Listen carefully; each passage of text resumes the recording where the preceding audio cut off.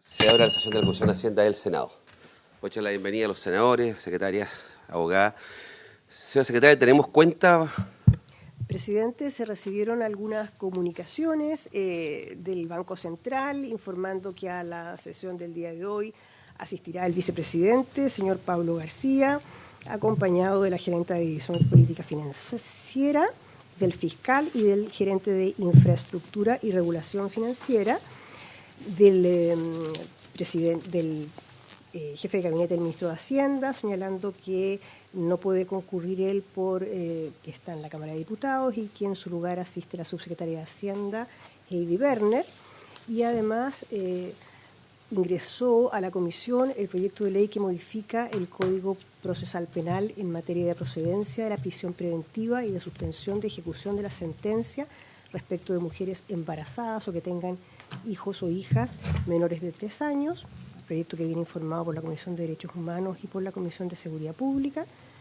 En segundo informe, y al respecto del cual a la Comisión de Hacienda le corresponde pronunciarse acerca de las normas de su competencia. Que entiendo más que viene con esos clásicos informes financieros que señalan que no roga gastos adicionales.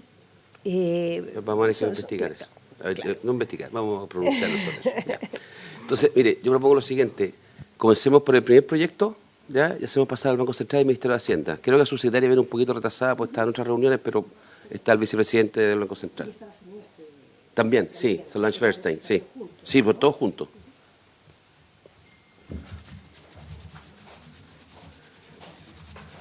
¿Te inscribiste o no?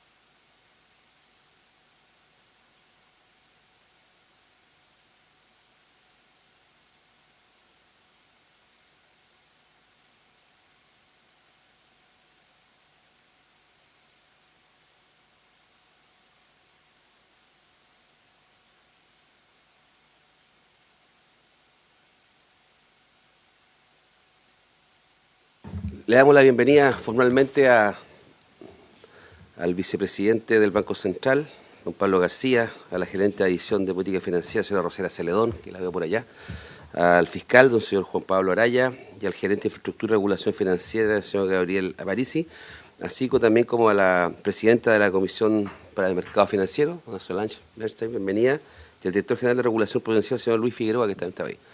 Mire, la idea es seguir viendo, recibir la opinión, sus comentarios que tengan que tener tanto el Banco Central como la CMF respecto a este proyecto. Estamos con tiempo acotado para variar, tenemos otro proyecto que discutir que está en tabla para la tarde, entonces yo y entiendo además que hay unas restricciones horarias para el vicepresidente, entonces le propongo que comencemos por su presentación, don Pablo, y procedemos a saber el proyecto. Gracias, presidente.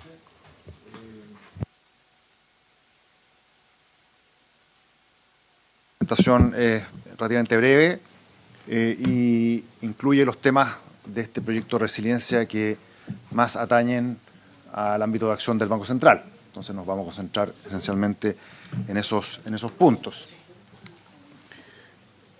Rosario. Básicamente este proyecto lo que busca, como lo dice su nombre, es aumentar la resiliencia de la economía chilena frente a la eventualidad de eventos de estrés, particularmente que pueden originarse en situaciones de estrés financiero, y también fortalecer nuestra resiliencia por el lado de los pagos, que también es uno de nuestros objetivos constitucionales, ¿cierto? Nosotros tenemos como mandato la estabilidad de precios y la estabilidad de los pagos, y eso tiene que ver con justamente preservar la resiliencia de la economía cuando hay eventos disruptivos en la parte financiera y permitir que los pagos sigan fluyendo. En ese sentido, este proyecto lo que busca es perfeccionar varias dimensiones para fortalecer la resiliencia de nuestro sistema financiero. En estas circunstancias hay 3 que son destacables acá. En primer lugar, aumenta el acceso a los sistemas de liquidez y de liquidación de pagos del Banco Central. Como voy a mencionar, el Banco Central se ubica en el centro de la provisión de liquidez para la economía y es al ser el proveedor de liquidez y tener los instrumentos para preservar la estabilidad financiera, justamente eso se logra porque está al centro de todo el sistema. En segundo lugar, permite desarrollar este proyecto el mercado de repos, que son unos instrumentos financieros que se usan con bastante intensidad en otras jurisdicciones y donde por diversas razones en Chile no han tenido el desarrollo o la utilización amplia como existe en otras partes. Eso se debe a algunas razones bien específicas que este proyecto de ley busca ir resolviendo. Eso tiene que ver tanto con operaciones entre entidades financieras existentes como operaciones entre el Banco Central y dichas entidades.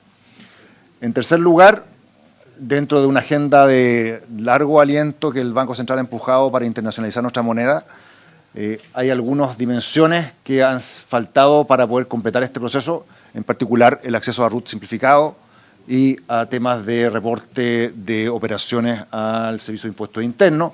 Eso ha evitado hasta ahora que los bancos locales puedan ofrecer cuentas corresponsales a contrapartes extranjeras. Este proyecto de ley se hace cargo de eso para justamente permitir tanto la creación de RUT simplificados como también el reporte de operaciones a impuestos internos.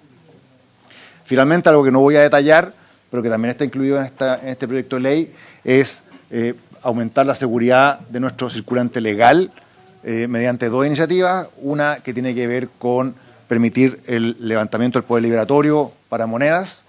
Eso permite, por ejemplo, que el Banco Central, en circunstancias que quiera aumentar la seguridad de nuestras monedas, pueda hacer el reemplazo de las existentes por las nuevas de manera mucho más fluida. Hoy día eso está más bien dependiendo de cierta forma como el propio proceso de recopilación de monedas, que es relativamente lento. Y segundo, también establece algunas penas que hoy día no existen para la falsificación de billetes en monedas extranjeras, asunto que hoy día no está penalizado y que este proyecto de ley lo hace. Entonces, con esto también estamos aumentando la seguridad de nuestro propio circulante legal por el lado de las monedas y también por el lado de los billetes. Pasemos a la próxima lámina, por favor.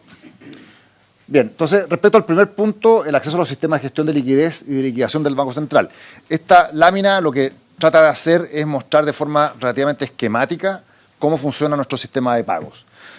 ¿Cuál es el sistema de pagos? Se refiere a la obtención de liquidez por parte de contraparte, liquidez en pesos por parte de contraparte. Cuando uno quiere acceder a liquidez, cuando quiere vender un instrumento y que le puedan pagar de buena forma, ¿no es cierto?, por la venta de ese instrumento, cuando uno quiere pedir, por ejemplo, un crédito. Hay múltiples dimensiones que involucran entonces la relación de pagos entre distintas entidades. Al centro de este esquema está el Banco Central. ¿Por qué? Por una razón muy simple, porque nosotros somos los que emitimos la moneda de curso legal en este país. Entonces, la provisión de liquidez mediante nuestros instrumentos de política financiera y de política monetaria básicamente radica en el hecho que nosotros tenemos el monopolio de la emisión monetaria y, por lo tanto, tenemos una responsabilidad que este sistema funcione de manera armónica y que tengamos una buena forma de integración entre las distintas partes. Lo que hoy día existe son las flechas continuas. Como ustedes pueden ver, tenemos una plena integración del sistema de pagos con la banca. Eso está en el espíritu de muchos bancos centrales, donde la banca comercial es el vehículo mediante el cual se transmite la política monetaria, mediante el cual se implementa medidas de estabilidad financiera y donde hay un montón de regulaciones asociadas y de supervisión asociada a lo que hace la CMF. Entonces, con los bancos acá hay una relación que es bastante cercana.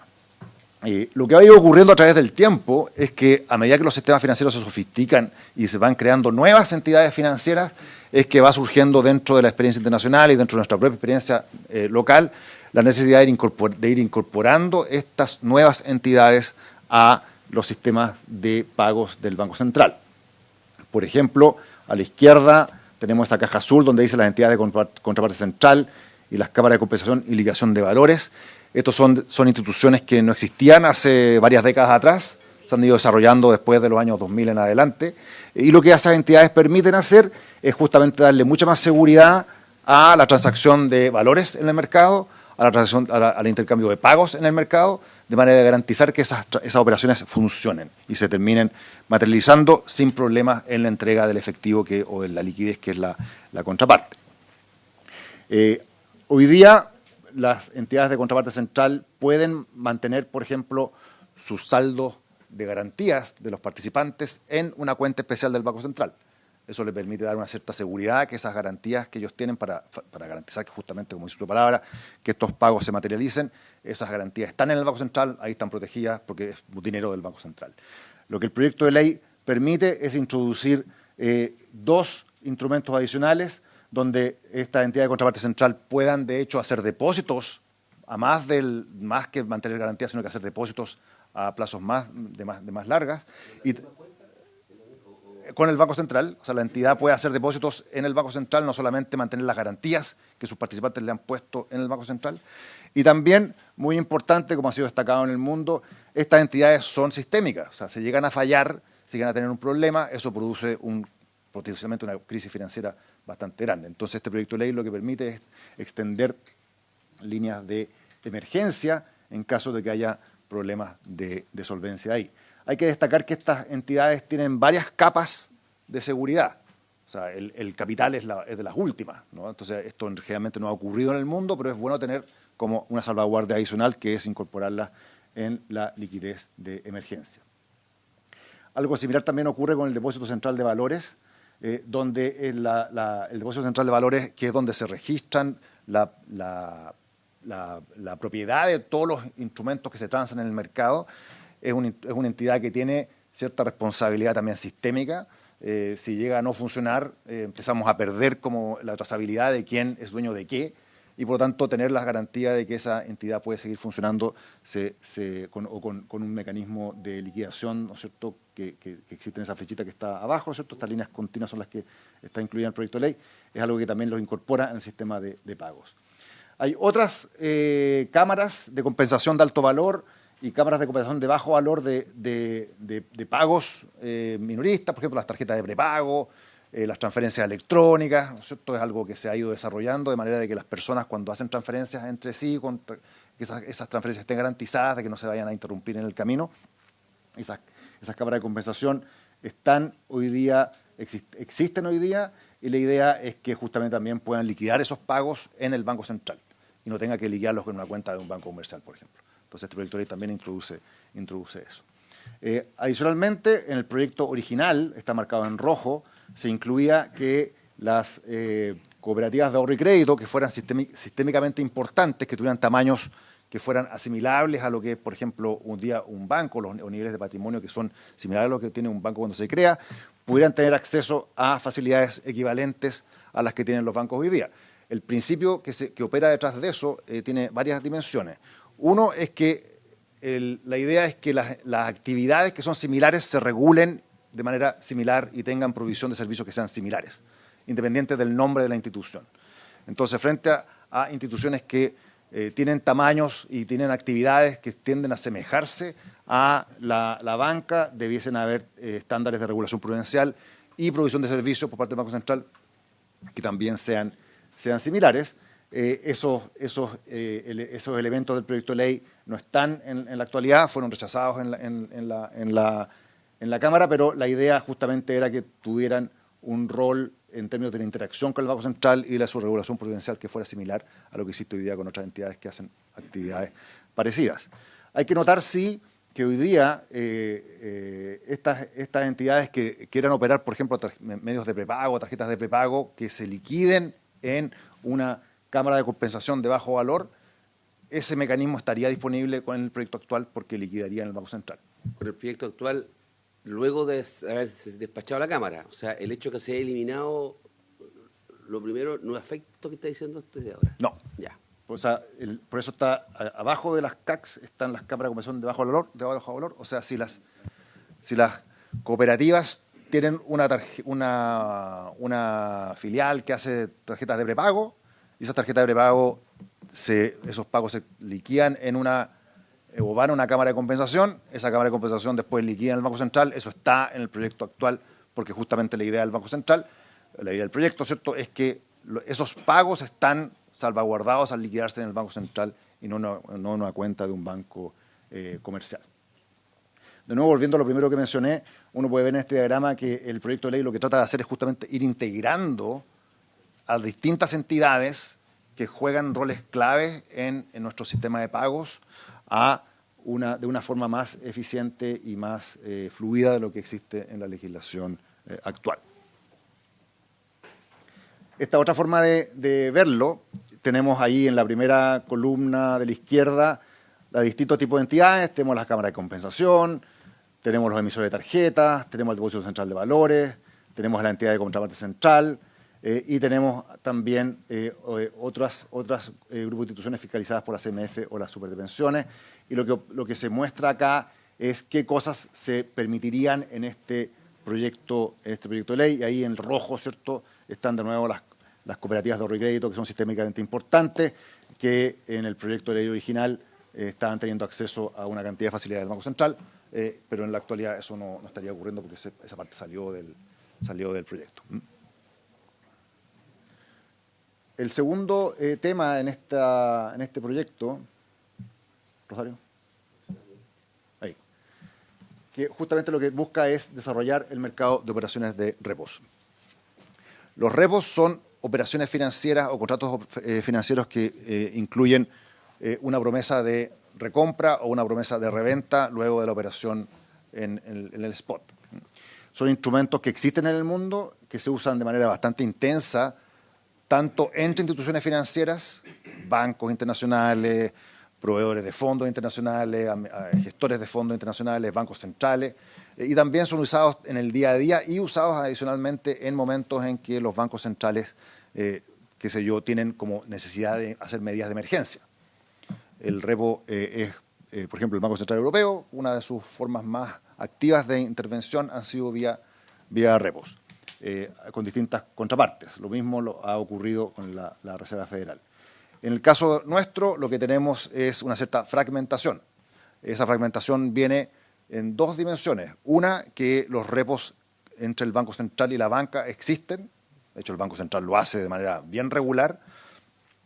Históricamente es curioso que el repo entre el Banco Central y los bancos fue como la manera original como se empezó a implementar la política monetaria después de la crisis de la deuda en los 80. Esa es una cosa que existe desde hace mucho tiempo entre el Banco Central y los bancos, pero ese tipo de instrumento de operación no existe hoy día de forma estandarizada entre el Banco Central y otras entidades del sistema financiero. Y la segunda dimensión de fragmentación es que tampoco existe de manera muy fluida entre instituciones financieras distintas al Banco Central. En el fondo el repo existe hoy día entre el banco y los bancos comerciales, pero no entre el Banco Central y otras entidades, o entre esas otras entidades entre sí y los bancos. Existe de forma bastante más fragmentada. Y este proyecto de ley lo que busca justamente es resolver esos dos temas. Entonces, por ejemplo, si pasa a la siguiente, por ejemplo, bueno, esto ya lo acabo de mencionar, hay una cierta heterogeneidad regulatoria sobre cómo se trata el repo, la operación repo en compañía de seguro, o en AFP, o en banco, o fondos mutuos. La manera como el regulador específico que ve esas entidades trata el repo es distinta y eso indudablemente produce un cierto ripio. También ocurre que como cuando hay una potencial insolvencia en alguna entidad del mercado financiero, lo que típicamente se ocurre es que se compensan muchos contratos. Pero si hay heterogeneidad en la manera como se tratan, esa compensación es difícil de hacer. Entonces, eso lleva a que haya cierta reticencia, por lo mismo, a usar este instrumento entre instituciones financieras. ¿Puedo hacer una pregunta desde los que no entienden? Entendiendo cuál es el concepto del repo de una promesa de recompra o de reventa, ¿ya? Para entender si ese es el contrato de repo, ¿qué rol juega el Banco Central en eso? ¿Con una suerte de garantía en esto? No necesariamente, no. No. O sea, eso que... Déjame dar un ejemplo, presidente, que si me lo permite, que es que, por ejemplo, cuando el Banco Central hacía operaciones monetarias con los bancos comerciales a partir del año 86, por varias décadas lo que hacía era que a los bancos comerciales o les compraba o les vendía el propio papel o deuda del Banco Central. Entonces, la manera de inyectar liquidez de manera transitoria a la banca en las operaciones regulares era comprarles deuda del Banco Central. Perfecto. Y eso inyectaba liquidez. Si uno quería retirar, uno les vendía con compromiso de que se reversaba la operación con posterioridad. Como se ha discutido aquí en otras ocasiones, eso llevó en un minuto a que no pudiera el Banco Central hacer operaciones de liquidez regulares del día a día con bonos de la tesorería, porque tenemos una prohibición constitucional de comprar. Entonces ahí tenemos hoy día un diseño que más bien tiene la figura de la garantía, de que nosotros, como Banco Central, podemos hacer operaciones de liquidez con los bancos teniendo como garantía un bono de la tesorería. Pero eso es distinto al repo, porque no hay un intercambio de propiedad, sino que más bien es algo que queda, de cierta forma, guardado por sí, en vez de haber un intercambio de propiedad. El repo incluye intercambio de propiedad, a diferencia de la garantía que no. Esa es la... Ahora, lo interesante de esto es que para las operaciones monetarias que hacemos hoy día, eso es equivalente. O sea, no hay una diferencia operativa financiera porque en el tiempo normal, ¿no es cierto?, no hay ninguna brecha entre el impacto monetario de ambas operaciones. Justamente evitar cuando hablando de la idea de la compensación, ¿cierto?, en momentos de insolvencia, es muy importante tener en tiempos normales claridad de qué es lo que ocurre cuando hay un accidente. Porque si hay un accidente y estas compensaciones están bien definidas, se pueden producir efectos en cadena que puedan después conllevar a quiebras y situaciones más de inestabilidad del sistema financiero en su conjunto. Acá también tenemos que hay cierta, como mencioné, hay momentos de estrés financiero donde esto se ha usado en el mundo, en la crisis financiera global, por ejemplo, en Estados Unidos, el año 2008, lo que realmente provocó los grandes problemas que se vivieron en el mundo en ese minuto fueron retiros masivos de fondos mutuos monetarios. Y esos retiros masivos de fondos mutuos monetarios tienen que ser enfrentados en ese minuto mediante intervenciones del Banco Central con los fondos mutuos, que no son contrapartes habituales de los bancos centrales. El mecanismo más fácil de hacer eso es con un repo. ¿Ya? Entonces, ese es un instrumento que demuestra la utilidad del repo, o un evento que demuestra la utilidad del repo para enfrentar una situación de tensión en un segmento específico, por ejemplo, los fondos mutuos monetarios. Hubo eventos en el mercado de la deuda durante la crisis de la deuda en Europa y Estados Unidos. La crisis COVID hubo también retiros masivos y liquidaciones de activos bien masivos en varias partes. Tenemos la experiencia en Inglaterra el año pasado, que se produjo una tensión financiera en el mercado de deuda muy severo, y la manera como los bancos centrales enfrentan eso es con la contraparte o con el segmento del mercado que está teniendo tensiones, se puede proveer liquidez, ¿no es cierto?, mediante la operacionalización de un repo. En nuestro caso tenemos medidas de liquidez extraordinarias, que fue la FLAP en el año 2009, y también la CCBP, que se discutió hace algunos años atrás, como medida para enfrentar los retiros, que es un sustituto bien imperfecto de un repo. ¿Por qué? Porque es un instrumento que, debido a la característica del Banco Central, tiene que ofrecerse en general, independiente que el mercado que esté siendo tensionado es uno. Nosotros como Banco Central, dado nuestra legislación, no podemos tener discriminación. Entonces había que ofrecer un instrumento que fuera abierto a todo el mundo, a pesar de que era claro que el problema que se está produciendo era en un segmento bien específico del mercado financiero. La existencia de un repo permitiría entonces que un Banco Central como el nuestro, frente a tensiones en mercados específicos, pueda desplegar un instrumento específico para ese problema, más quirúrgico, si uno quisiera decir, y evitar que se propague a otros segmentos del mercado. Senador Núñez, le doy la palabra. Sí, no, si solo en este como arquitectura que nos está dando de los temas más allá de las cooperativas, que nos estuvo concentrado la semana pasada y anterior, digamos así concentrado. Quería quedar claro respecto a que el proyecto de ley también toma las prevenciones en materia regulatoria, ¿ya?, en lo que se refiere a este uso de los repos entre bancos y otras entidades privadas, ¿ya? Porque usted nos está explicando cómo lo utiliza el Banco Central para controlar inestabilidad financiera. Y yo creo que estamos todos de acuerdo en que mientras más herramientas existan, mejor. Porque lamentablemente uno de los temas que ha estado acá es que los mercados financieros hoy día son más inestables que décadas atrás. Y eso es un elemento que creo que hay consenso en que es permanente. Pero acá también se permite el uso entre entidades privadas. Me imagino incluso locales y extranjeras. Y como el mercado financiero mueve muchos volúmenes, son también frágiles en ese aspecto. Entonces, si eso está contemplado de alguna manera en el proyecto de ley. Esa era la pregunta. Justamente para la gestión regular de la liquidez, en términos de usar operaciones repo en el día a día, eso está sometido a estándares prudenciales a partir de los reguladores específicos de cada una de las entidades que participan en esto. Eso está en el proyecto de ley, por supuesto, porque como usted dice, es algo central para el funcionamiento correcto en el día a día y que no se generen una excesiva toma de riesgo. Ahora, esto está considerado también en otras partes del mundo. En ese sentido, lo que estamos haciendo acá es haciendo un upgrade de nuestra regulación y de nuestro marco legal para este tipo de instrumentos, siguiendo lo que se hace en otras partes donde, como dije, este instrumento es ampliamente utilizado. Y tiene un rol en la parte, si quieres, transfronteriza, pero que en el caso nuestro más bien tiene que ver con el funcionamiento del mercado local. No hay tanto un tema para las operaciones transfronterizas que tiene quizás que ver con el punto siguiente. Pero sí, el mecanismo, digamos, entre instituciones privadas permite que lo hagan instituciones extranjeras y nacionales, o hay un límite. O sea, yo creo que ese tema es súper relevante porque no es lo mismo, por eso le pregunto explícitamente. Sí. Sí.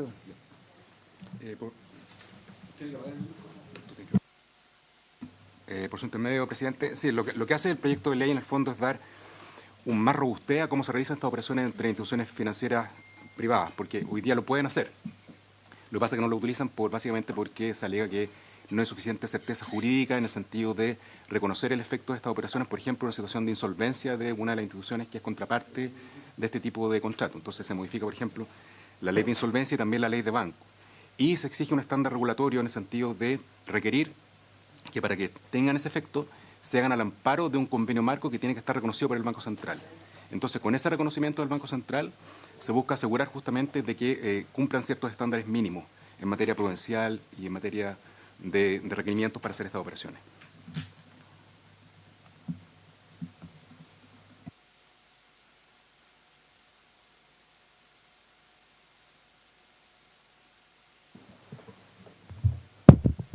Muchas gracias.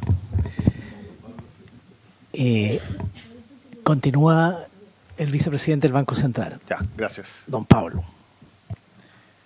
El tercer punto tiene que ver con la internacionalización del peso.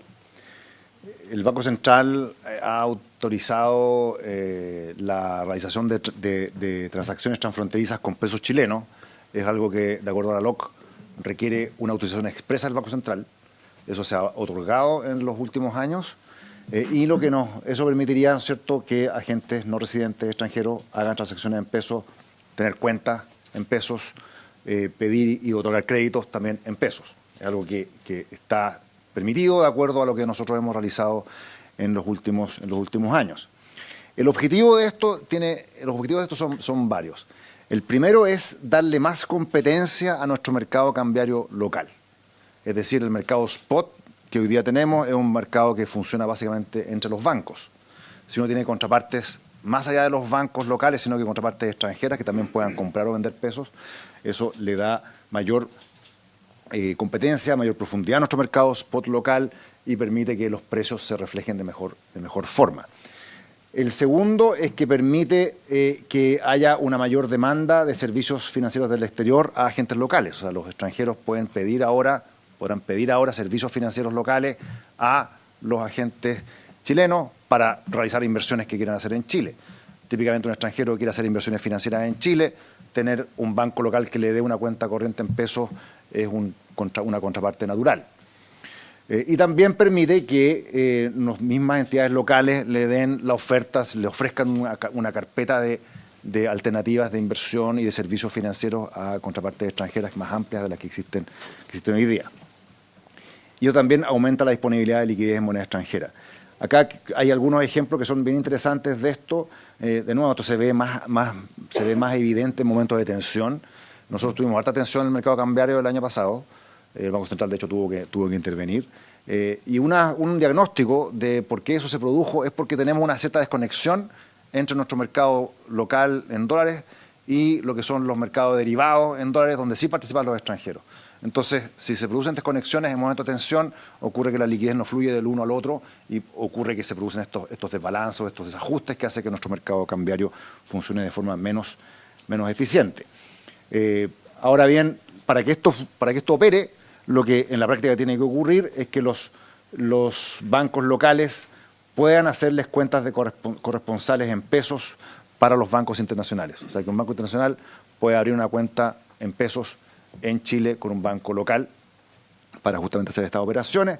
Eso, en términos regulatorios del Banco Central, se puede hacer hoy día, pero había cierta incertidumbre respecto a cómo era el reporte tributario de ese tipo de operaciones a impuestos internos y también cómo era el tratamiento de la generación de un RUT simplificado para el inversionista extranjero.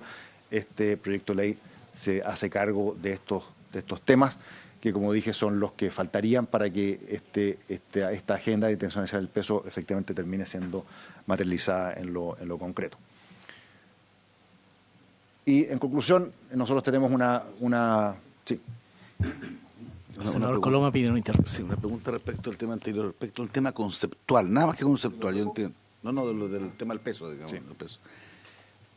Conceptualmente, ¿por qué tendría el Banco Central que autorizar el hecho de que se pueda transar en pesos en el extranjero? Conceptualmente, digamos.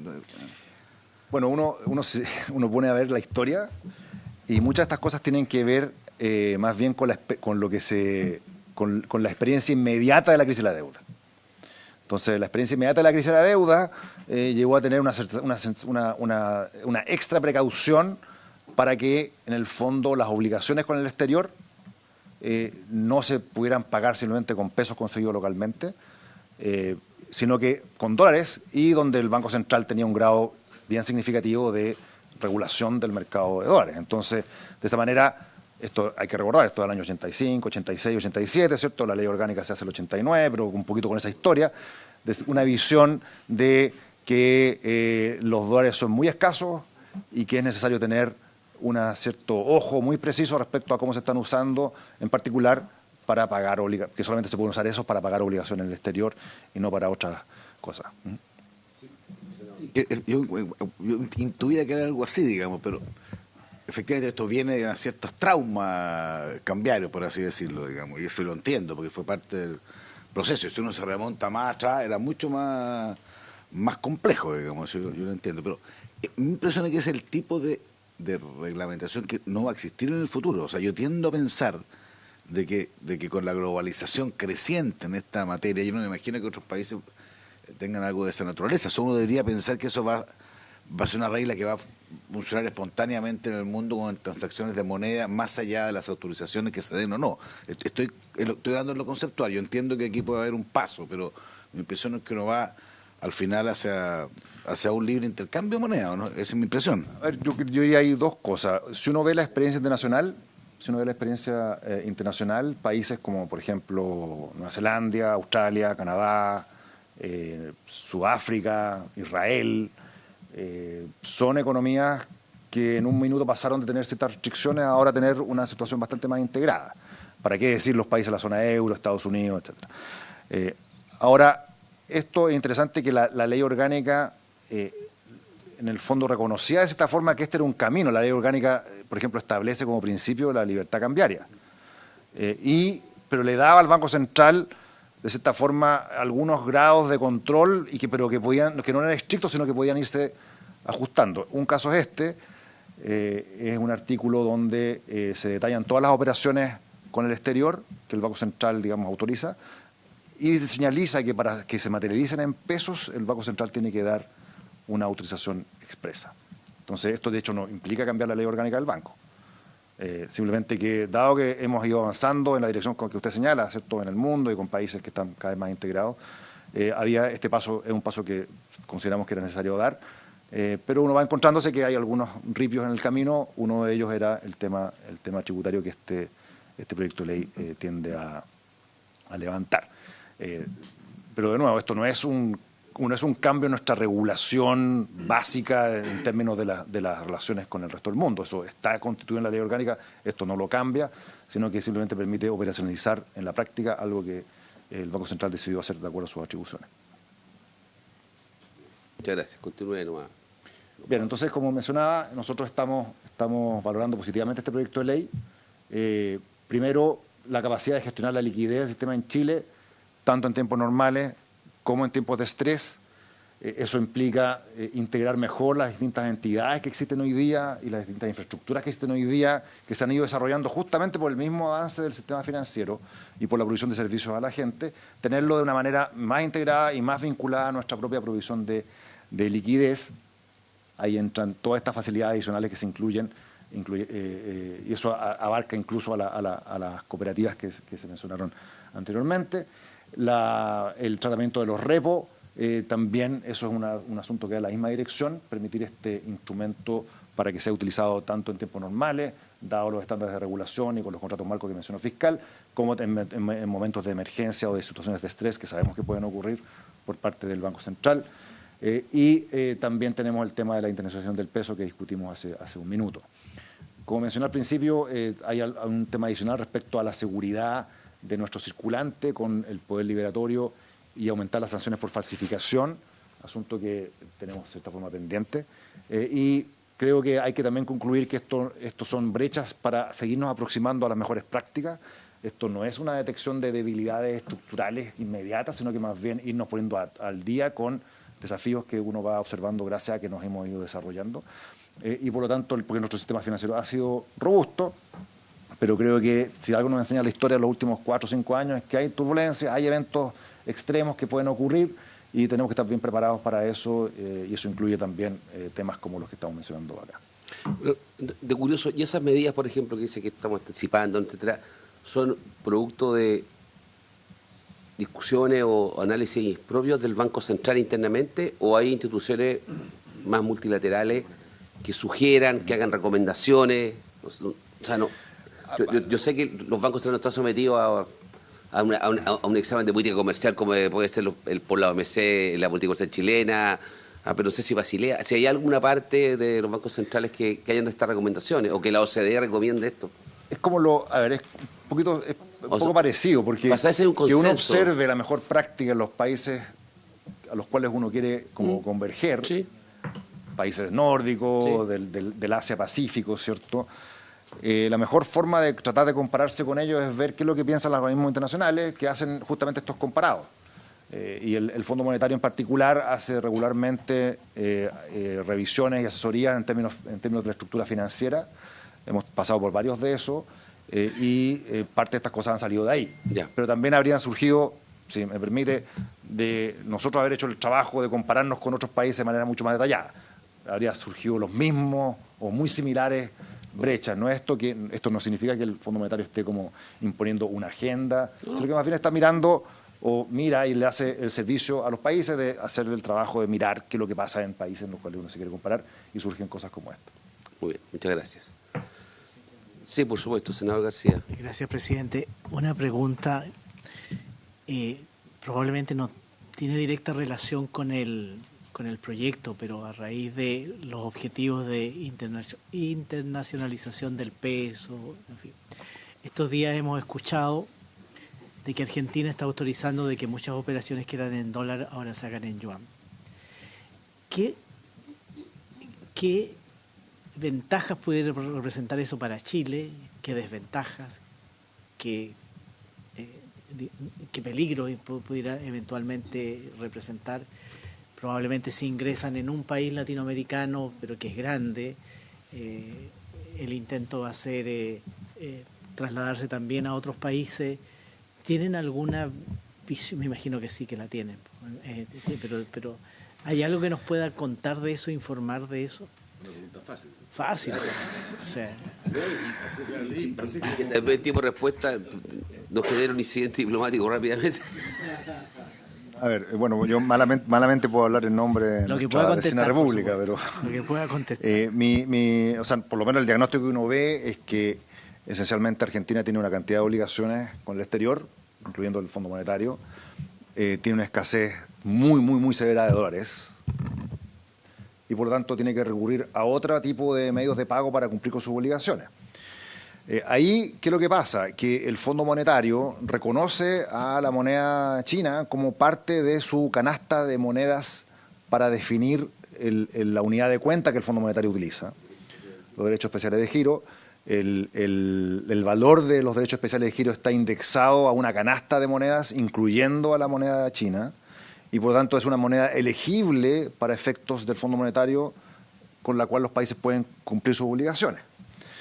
Eso yo creo que es un tema importante. No es una casualidad que el Fondo Monetario, no es discrecional del Fondo Monetario, sino que es parte de la canasta de potencia. Si Argentina tuviera libras esterlinas, por ejemplo, podría pagar con libras esterlinas. Si tuviera euros, podría pagar con euros. Si tuviera yenes, podría pagar con yenes. Si tuviera dólares, pagaría con dólares. Tiene moneda china, paga con yuanes. O sea, no hay nada en ese sentido anómalo, pero simplemente refleja la escasez de dólares, euros, libras esterlinas, yenes, ¿no es cierto?, que ocurre hoy día en Argentina por razones ampliamente conocidas. Lo segundo es que el Banco Central de China ha hecho una estrategia a nivel global relativamente exitosa de ofrecer líneas de swap de monedas entre las monedas del país de destino y yuanes. De hecho, nosotros en Chile el Banco Central de Chile tiene un contrato de swap en pesos con yuanes que no está activo. No está activo. O sea, es un contrato que está disponible en caso de que uno lo considere para efectos de cumplir nuestro objetivo. No es algo que nosotros hayamos utilizado. Tenemos también otras líneas, como la línea de crédito flexible con el Fondo Monetario, que cumple también un poquito un rol así. Y lo que ha ocurrido con Argentina es que Argentina sí activó esa línea hace ya un buen tiempo atrás. De nuevo, ¿por qué? Porque se ha quedado sin reservas internacionales y sin dólares. Entonces, más bien lo que está ocurriendo en Argentina es esta escasez crónica de moneda extranjera y que para cumplir con sus obligaciones... No es un crédito, es un swap. Es un swap, efectivamente. Y el Fondo Monetario tampoco es en rigor un crédito, pero bueno, tiene una obligación de cumplir con un cierto pago. Ocurre que tiene yuanes, que es la moneda disponible, entonces usa esa moneda y el Fondo Monetario lo acepta porque es parte de las monedas elegibles. ¿Alguna otra pregunta al vicepresidente? No, pero está buena la explicación. O sea, no sé si está buena, pero la entendimos. O sea, bueno. Claro, Bueno. por eso digo, o sea, si no nevero...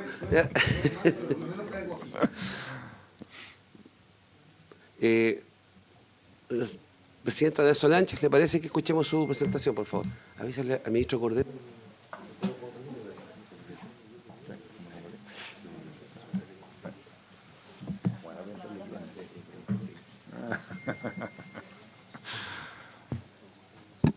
Gracias, presidente, por su intermedio. Me estoy quedando un poquito sin batería, así que aquí Rosario va a...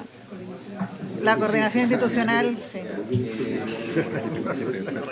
¿Tenemos alguna de la medida de emergencia al tiro? Claro, exactamente. Se ve sin Rosario va batería. a compartir la presentación.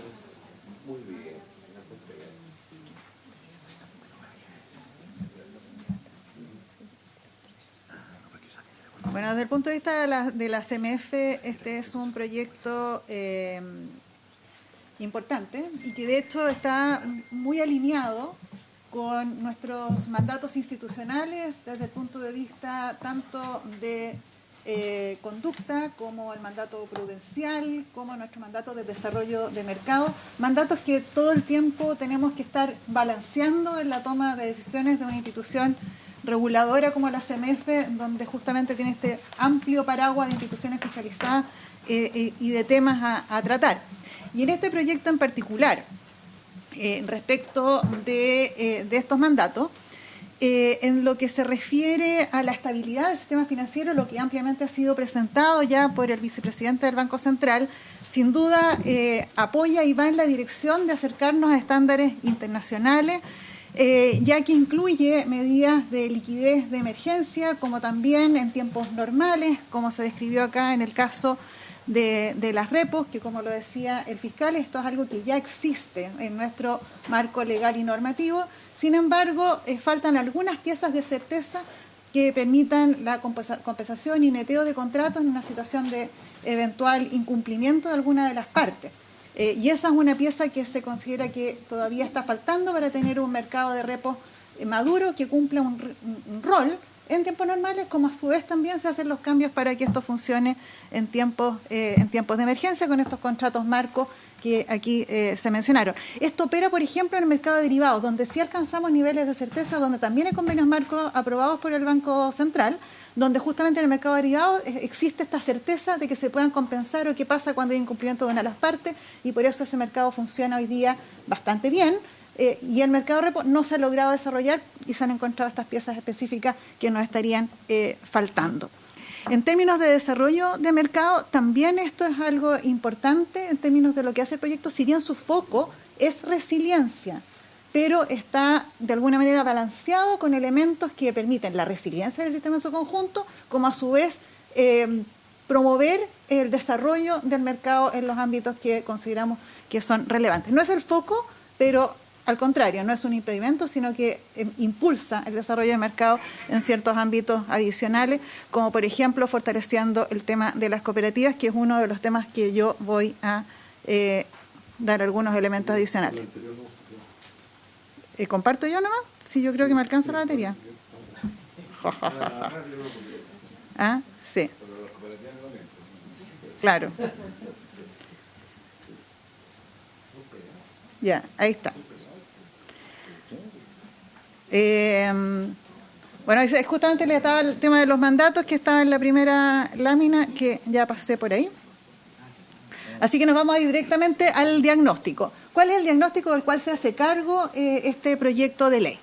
Como yo dije al principio, la CMF tiene una visión muy favorable del proyecto de ley, y este ha sido un trabajo bien mancomunado y conjunto en el desarrollo de esta propuesta legal ya por, yo creo que unos 2 años o más, 3 años, seguramente se ha estado trabajando desde los tiempos de inicio de la crisis del COVID, ¿no? Se empezó a trabajar en buscar aquellos elementos donde nos faltaban piezas para poder tener toda una batería que nos permitiera enfrentar riesgos que todavía no conocíamos. Cuando empezó el tema del COVID, dijimos, bueno, ¿qué es lo que nos falta? Porque eventualmente íbamos a tener que hacer cosas a las cuales no habíamos estado habituados. Entonces, ahí se empezó a identificar. Y se juntó, además, como dijo el vicepresidente García, en términos de la evaluación que nos estaba haciendo el Fondo Monetario y el Banco Mundial, los EPSAP, y justamente también aparecieron estas mismas cosas. Así que, en ese sentido, ese diagnóstico viene madurándose desde hace bastante tiempo. Se trabajó el Banco Central, Ministerio de Hacienda, la División de Asociatividad y Cooperativas, el DAES de Ministerio de Economía. También hablamos con ellos específicamente en lo que se refería al componente de cooperativas, y por lo tanto ha sido un trabajo bastante largo que ha llegado a esta propuesta legal. Nuestro sistema ha sido resiliente, yo creo que eso es importante volver a destacarlo. No estamos respondiendo a una situación específica que se genera un estrés. Afortunadamente, si bien es cierto, esto se empezó a pensar de manera preventiva, si pasara esto, si pasara algo de más allá, podríamos tener un problema, no lo hubo, por suerte. O sea, no tuvimos que venir a esta misma sede diciendo, hoy nos faltó esto y tenemos que legislar en 2 días porque vamos a tener un problema. Por suerte eso no pasó. Pero no significa que no vaya a pasar hacia adelante. Entonces, es como estas piezas que quedaron pendientes, el cómo nos hacemos cargos de ellas para que en el siguiente evento no estemos pensando, y no teníamos esta u otra herramienta. Entonces, ese es un poco el espíritu que tiene esta iniciativa de ley. Entonces, pensamos que estas brechas es importante cerrarlas, están alineados justamente con las recomendaciones tanto del Fondo Monetario como del Banco Mundial, pero también con los estándares que observamos que son recomendaciones del Financial Stability Board o de IOSCO, que es la Organización de Supervisores de Valores, el mismo Comité de Basilea. En algunos puntos también eventualmente se recogen mejores prácticas en ese sentido. Como parte de lo planteado, entonces, también está el tema de las cooperativas, donde entendemos que esa parte se cayó en este minuto, pero queremos replantearlo. El Ministerio de Hacienda entendemos que estaría presentando una indicación eventualmente para incorporarlo nuevamente, y creemos que es importante que se discuta también en esta comisión, a ver si se considera pertinente, porque creemos que es algo que agrega valor en el proyecto. Y lo voy a explicar un poco más el porqué en mi presentación. A ver, ¿qué cosas entonces hace este proyecto en términos bien generales? Voy a tratar de complementar un poco la presentación del Banco Central con algunos de los elementos que tiene el Banco Central, en los que hubo menos profundidad en su descripción en la presentación previa. Respecto a facilidades de liquidez, eso se abordó ya de manera bastante amplia y exhaustiva respecto a las entidades de contraparte central. Las entidades de contraparte central son entidades sistémicas reguladas y fiscalizadas en una parte por el Banco Central, pero la bajada supervisora es de la CEMEFE. Entonces, estas son entidades sistémicas que tienen una regulación y supervisión de carácter prudencial. Y de hecho estamos ampliando y reforzando eso de manera interna también. Así que esa es la situación actual, que tiene acceso al LBTR en estas cuentas que justamente hablábamos antes, pero no tienen acceso a liquidez y eso es lo que se está abordando en este proyecto. Lo de las cooperativas de ahorro y crédito que estaban incorporadas en la versión original del proyecto de ley, eso es algo que hoy día no forma parte, puesto que fue rechazado en la instancia previa, pero creemos que son actores relevantes del sector financiero. Recordar que son instituciones que captan dinero del público a través de depósitos, por lo tanto es importante su estándar de regulación. Hoy día las cooperativas, y eso es importante decirlo, las cooperativas más grandes, están bajo la supervisión de la CEMEFE, pero esa es una supervisión y regulación que hoy día no es completa y por lo tanto en eso avanza el proyecto de ley. Y lo que no tenían justamente es este acceso a liquidez y cuentas en el Banco Central, que es algo en lo que se avanzaba para aquellas entidades sistémicas y es lo que hoy día está fuera. Respecto del fortalecimiento de la regulación de distintos sectores del mercado financiero, también hay algunos aspectos que no se mencionaron en la presentación previa que son importantes. Para el caso de los fondos mutuos, y lo dijo el vicepresidente García hace unos minutos atrás, justamente han sido parte de los actores que han tomado bastante atención de los reguladores a nivel internacional, porque en situaciones de crisis se producen estrecheces de liquidez, se producen retiros y rescates de fondos mutuos que estresan el sistema financiero en su conjunto.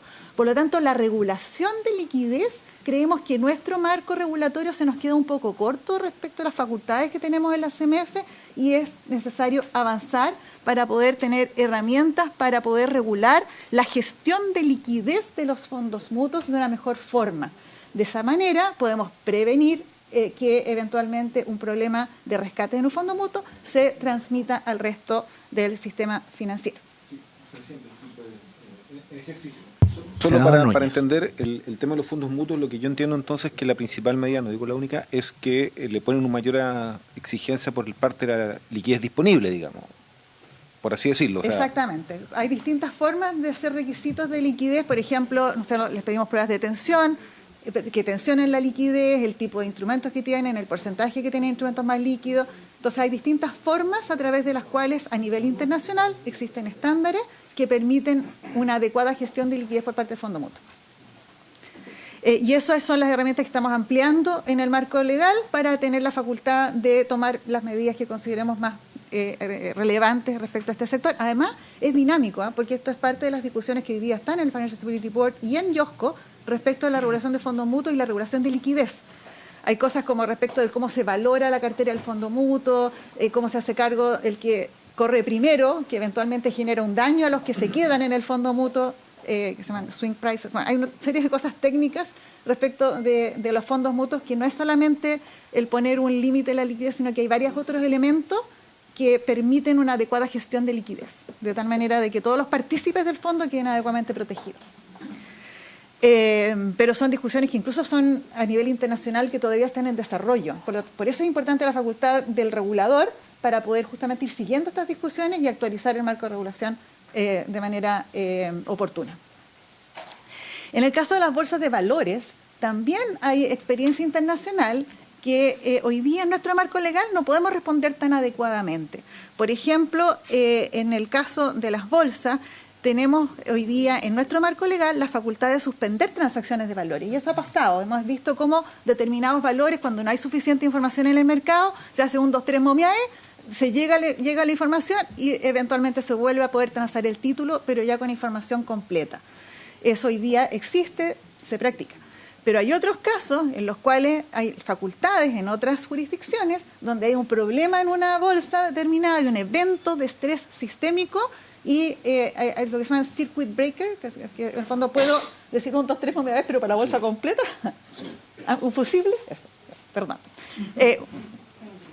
Un fusible que me permita efectivamente desactivar y dejar un 2, 3 movidas para la bolsa completa, recojamos información, entendamos qué es lo que está pasando y se vuelve a actuar. De esa manera entonces se permite que no haya una disrupción en el mercado con carácter sistémico, que se propague y que simplemente no tengamos forma de controlarlo. Ese tipo de cosas no están en el marco legal hoy día, sí por instrumento, pero no para la bolsa completa.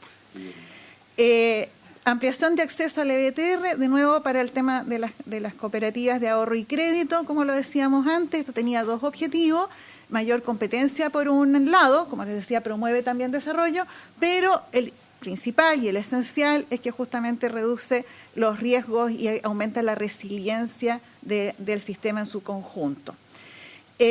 Así como también para las entidades del sistema como de pagos minoristas, los emisores, que también hoy día no tienen acceso y que también tenemos ahí la importancia de participar pero esos temas ya los vio el Banco Central, así que no me voy a detener tanto en aquello. Presidenta, un segundito que me pidió la palabra. Solo una duda para complementar lo que yo le comentaba aquí al senador Coloma, que como nos interesa el desarrollo de las cooperativas y entendemos las complejidades que tiene el sistema financiero, yo entiendo que este tema que usted dice que por la vía de la ampliación del acceso, digamos, al LBTR, se reduce el rol de los bancos. O sea, en concreto esto implicaría que las cooperativas tendrían menores costos asociados a ciertos movimientos o servicios financieros que desarrollan. ¿Es ese el efecto concreto? O sea, me refiero a que tendría un impacto concreto en su ¿cómo decirlo?, en su eficiencia en la gestión y menores costos. Exacto. Ahí lo explico entonces con mayor detalle. En el caso del punto que estamos haciendo ahí, el que no está eliminado hoy día, sino que es parte del proyecto de ley, ese punto es respecto de las entidades del sistema de pago minorista, que justamente estas cámaras donde se compensan los pagos minoristas y luego se liquidan directamente en el LBTR del Banco Central sin la necesidad de pasar por un banco, como lo dijo el vicepresidente García. Entonces hoy día, con este proyecto de ley, como está, las cámaras pueden acceder directamente al LBTR. Por lo tanto, los emisores de tarjetas o en el caso de las operaciones en cajero o las transferencias electrónicas que se compensan en cámara van directamente a liquidarse en el Banco Central sin tener que pasar de la cámara a un banco, del banco al LBTR. Entonces, eso es lo que hoy día genera una mayor eficiencia en el sistema para quienes participan de las cámaras, donde los participantes de las cámaras puede ser un emisor de pagos asociado a una cooperativa. Ese es un poco el esquema que estamos diciendo, que eso sí hoy día está en el proyecto, y lo que no está es el acceso al LBTR de las cooperativas directamente y de la liquidez, que justamente es parte de lo que voy a conversar en unos minutos más respecto de eso. La cooperativa, buena parte de la presentación lo enfoco ahí porque entiendo que ahí están algunas de las dudas. En términos de herramientas de liquidez sistémica, también es algo que para nosotros es bien importante, que se mencionó, pero quisiese enfatizarlo más, porque esto en conjunto con lo que hablábamos antes, de poder hacer el mercado repos que funcione, que poder tener mayor regulación respecto de los fondos mutuos en términos de su liquidez. Además de todo eso, el proyecto de ley permite o faculta al Banco Central a dar liquidez en momentos de estrés, por ejemplo, a compañías de seguro, fondos de pensiones o fondos mutuos inclusive, cuando hay una disrupción importante en la cual estos actores pueden generar una crisis sistémica, el Banco Central estaría facultado a entregar liquidez en condiciones excepcionales. Eso también está contemplado en el proyecto de ley. Por lo tanto, creemos que eso también es bien importante de que esté siendo abordado de esa forma. Ahora vamos al tema de las cooperativas. En el caso de las cooperativas, algunos antecedentes para tenerlos a la vista, que creemos que es importante. Cuando hablamos de las cooperativas, estamos hablando de un conjunto bien amplio de instituciones. Las cooperativas de ahorro y crédito son 48 entidades con más de 2 millones de socios. En el caso de las supervisadas, que ya están supervisadas por la CMF, porque tener más de 400.000 UF son 7, por lo tanto estamos hablando de 1.759.000 socios. Por lo tanto, buena parte hoy día de las cooperativas, sus socios están en una cooperativa que es supervisada por la CMF. Cuando hablamos de las cooperativas de ahorro y crédito con patrimonio superior a 800.000 UF, que es el umbral que conversaba recién el vicepresidente García, que pasarían a este régimen con acceso a liquidez de Banco Central. Estamos hablando de que son 4 cooperativas que cumplirían con ese umbral y casi 1,5 millones de socios. Por lo tanto, estamos abarcando con este proyecto de ley a todas aquellas supervisadas de alguna manera e incluso respecto de las de mayor tamaño a un porcentaje muy alto de los socios de las cooperativas. Presidente, esas 4 serían aquellas que tienen lo que llaman ustedes la posibilidad de tener efectos sistémicos o impactos sistémicos, ¿correcto? Exactamente. Y por eso tendrían acceso a liquidez del Banco Central. Cuando estamos hablando de las colocaciones de las cooperativas, en términos del tipo de colocaciones que tienen, porque son antecedentes que creemos que es bueno ponerlos sobre la mesa, que se entienda un poco cuál es el tipo de institución de las cuales estamos hablando. La mayor parte de los créditos que estas cooperativas entregan a sus socios son créditos de consumo. Hay un 73% de la cartera de colocaciones que es a consumo. De esa cartera de consumo, buena parte de ella es descuento por planilla.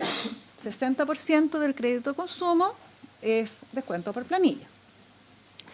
5% es comercial y 22% vivienda. Por lo tanto, ese es el tipo de operaciones que hoy día hacen las cooperativas. En términos de patrimonio, entonces, y de depósitos, están ahí los montos y vemos que la adecuación de capital, el índice de adecuación de capital, el nivel de capital es 37. O sea, tienen un índice de adecuación de capital bien alto. Las cooperativas hoy día cumplen con el estándar de solvencia bastante alto. El proyecto establece un requerimiento de 10,5. Estamos hablando de que tiene 37. Por lo tanto, estamos hablando de que hoy día las cooperativas no tienen un problema en términos de sus indicadores de solvencia. Cuando dice supervisadas por SMF, perdone que vaya. Sí. Supervisadas por SMF, que son 7, cuando pasamos con un patrimonio sobre 800.000 UFs, ¿son 4 de esas 7? Sí. ¿O son ya? Ok, vamos. Perfecto. Sí. 4 de las 7. Sí. Cuando hablamos de total de depósitos, estamos hablando de 1.600.000 personas, casi 700.000 personas que tienen depósitos en las cooperativas. Por lo tanto, cuando hablamos de la solvencia de una cooperativa, estamos hablando de proteger a los cuotavientes y a los depositantes. Ese es el foco de este proyecto de ley, más allá de, obviamente, proteger al sistema financiero en su conjunto por las disrupciones y problemas a las personas que eso genera. Estamos hablando de que en términos prácticos, respecto de quienes hoy día son socios o depositantes de una cooperativa, también la idea de tener instituciones sólidas es proteger a esos cuotavientes y depositantes. El marco regulatorio actual, para que también se entienda más o menos el cómo esto está operando hoy día. Para las cooperativas, entonces, que están bajo la supervisión de la CMF, la regulación financiera de todas estas cooperativas hoy día es del Banco Central. Y el Banco Central establece este marco regulatorio más general. Nosotros hacemos la regulación más específica en algunos ámbitos y la supervisión. La supervisión está en la CMF. Y el marco de supervisión de hoy día, entonces, separa entre las cooperativas de más de 400.000 y las de menos de 400.000 UF. Por eso teníamos esta diferencia de las 48 versus las 7 que tenemos hoy día bajo el marco de supervisión CMF versus las que no están. En el ámbito de supervisión de quienes hoy día están bajo la DAES, están los términos de gobernanza y la actividad de fomento. Y en el caso de la CMF, tenemos la supervisión prudencial, por ejemplo, los requerimientos de provisiones y de capital. Y están también los temas de política y procedimientos de gestión de riesgo. Por ejemplo, tenemos una norma de gestión de riesgo de crédito, tenemos una norma de gestión de riesgo operacional, a la cual están sujetas hoy día las cooperativas. Respecto de las cooperativas que están bajo la supervisión de la CMF, si bien es cierto, tenemos estos ámbitos de supervisión prudencial, en términos de indicadores, del tipo de modelos que pueden usar para las provisiones, etcétera, o de gestión de riesgo, no tenemos esta otra capa que se refiere a la gobernanza. Y eso es lo que se aborda en este proyecto de ley de manera más importante y relevante. Los objetivos de supervisión de la CMF en el ámbito prudencial son asegurar la solvencia y liquidez para justamente proteger a los depositantes. En temas de conductas, el cumplimiento de la TMC, la entrega de información clara a los clientes, son temas que también hoy día están bajo la regulación y supervisión de la CMF. Y en términos de desarrollo, también tenemos que balancear los objetivos prudenciales, inclusión financiera, sobre todo con aspectos que consideramos en nuestra regulación, a los cuales les llamamos proporcionalidad. Hoy día, con la incorporación del mundo fintech al perímetro de regulación de la CMF, hay muchas instituciones que entran al perímetro que requieren una carga regulatoria distinta. Por lo tanto, cuando estamos hablando del mundo cooperativo, tampoco significa, ni hoy ni mañana con este proyecto de ley, que van a tener exactamente la misma carga de regulación todas las cooperativas independientes de su, entre comillas, modelo de negocio. De hecho, los riesgos de crédito, por ejemplo, cuando se computan los activos ponderados por riesgo de crédito, en términos de regimientos de capital, consideran los riesgos. Uno de los principios fundamentales que está detrás del marco de regulación del sistema financiero está en que a igual actividad, igual riesgo, igual requerimiento regulatorio. Y eso está reflejado en la proporcionalidad. Por lo tanto, hay que entender muy bien cada tipo de negocio, y eso va a ser bien desafiante en el mundo fintech, de hecho. Pero los temas que al final del día nos importan, más allá de la carga regulatoria en términos de cumplimiento de indicadores, y que es al final del día bien transversal, son los temas de gobernanza y gestión de riesgo. Que justamente es lo que hoy día está, la parte de gobernanza al menos, está fuera del marco de regulación y supervisión de la CMF en el caso de las cooperativas. En la ley FinTech, todas las instituciones, estamos emitiendo prontamente, esperamos en consulta la regulación de los servicios FinTech, la parte de gobernanza en la regulación y de supervisión es clave, porque si no yo puedo tener tengo 1000 indicadores y procedimientos y el manual y todo existe, pero si no tengo una adecuada gobernanza de esa institución, los problemas pueden ocurrir igual. Entonces, por eso es tan clave e importante, y son de los temas que a nivel internacional, en los estándares de Basilea, de IOSCO, de los IAIs, de los seguros, de lo que ustedes vean, los temas de gobernanza están en la primera línea de lo que significa la regulación prudencial o de conducta inclusive de cualquier institución financiera. Entonces, que eso esté fuera del perímetro del regulador financiero es bien complejo. Eso no significa que en el caso del mundo cooperativo haya un ámbito que se refiere a la actividad de fomento en la cual no sea muy importante el rol que pueda cumplir el DAES o el Ministerio de Economía, porque en este caso, este tipo de instituciones cumplen un rol social también de fomento y por lo tanto eso no se toca en este proyecto de ley, sino que se mantiene y se refuerza en términos del rol que existe en esa dirección. Por lo tanto, ahí va a requerir una coordinación, obviamente, entre la CMF y el DAES, y por eso es que se conversó tanto con ellos también este marco legal. Entonces, ¿qué es lo que hace el proyecto en el mundo cooperativo? En términos de supervisión, la CMF supervisa los riesgos y ámbitos financieros y el DAES gobernanza y fomento. Eso hoy día. Entonces, ¿qué es lo que estamos proponiendo? Que la CMF tenga esta regulación integral. ¿Qué implica eso? Que sumamos a nuestro marco actual en los temas de gobernanza de estas instituciones. Pero sobre las de 400.000 UF. Sobre las de 400.000 UF, que son las que supervisan. Por supuesto, senador García. Perdón, una interrupción. Solay, usted habla de incorporar la gobernanza al ámbito de la supervisión. ¿Podría ser más precisa o más detallada qué debemos entender por gobernanza? ¿Es la elección de los directorios? ¿Es la designación de los ejecutivos de las respectivas cooperativas? Un poco quizás para entender a quienes nos han manifestado que no están de acuerdo con aceptar esta exigencia, un poco para entender mejor dónde pueden estar las dificultades. Gracias, presidente.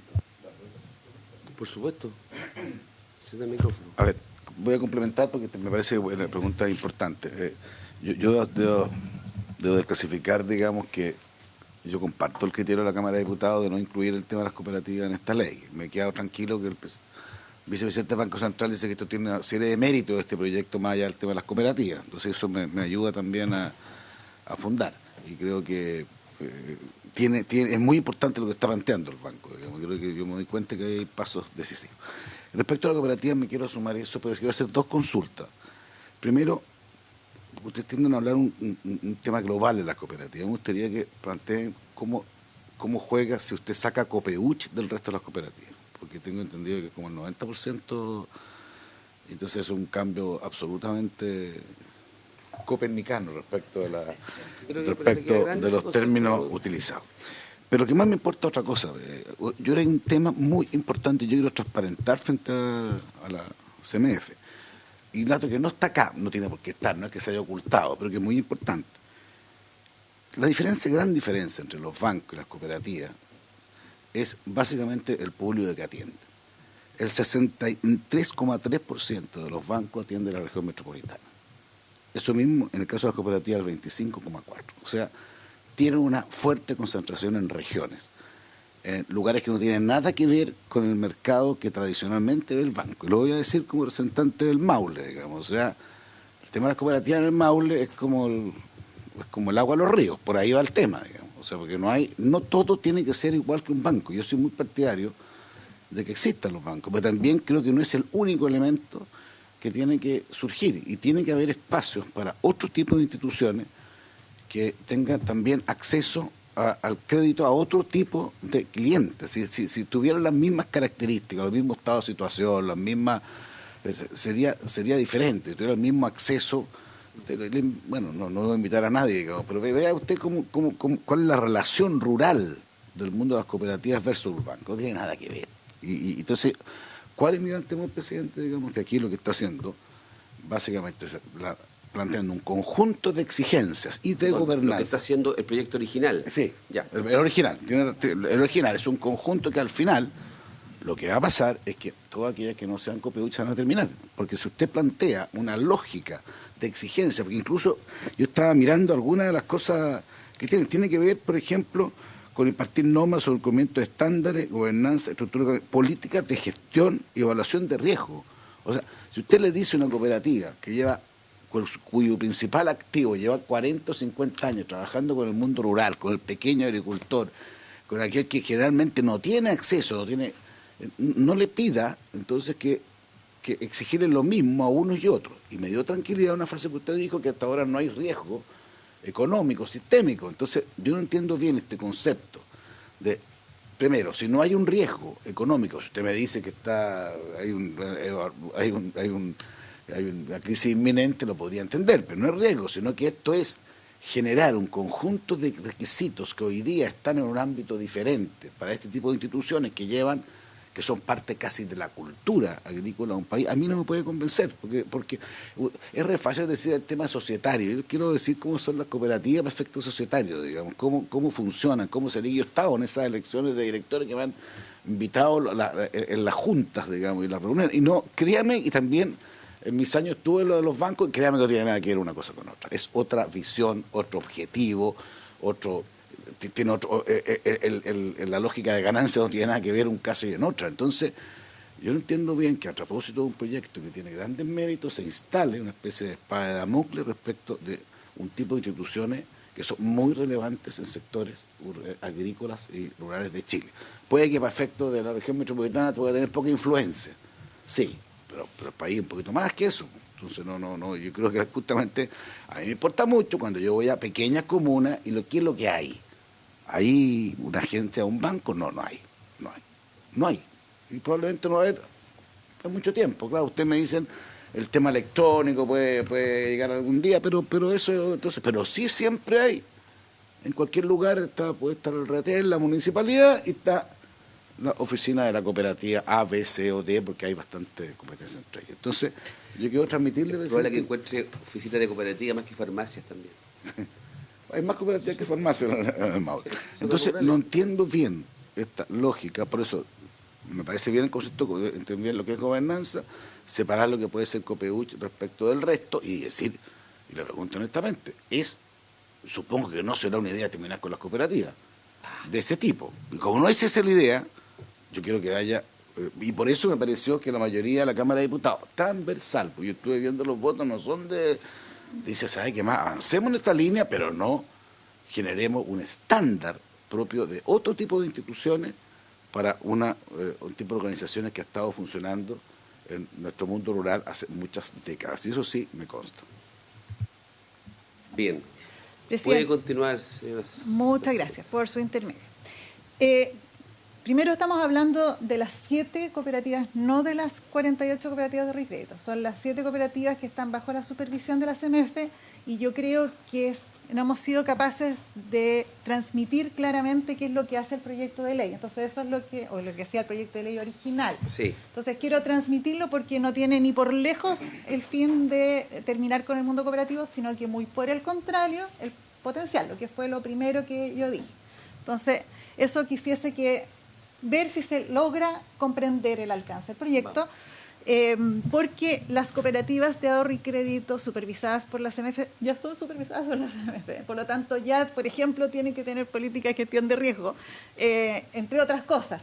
Y por eso he hablado mucho de proporcionalidad, sí, porque no estamos hablando que se le va a poner el mismo régimen que a un banco. Yo creo que lo voy a interpretar, pero también es necesario.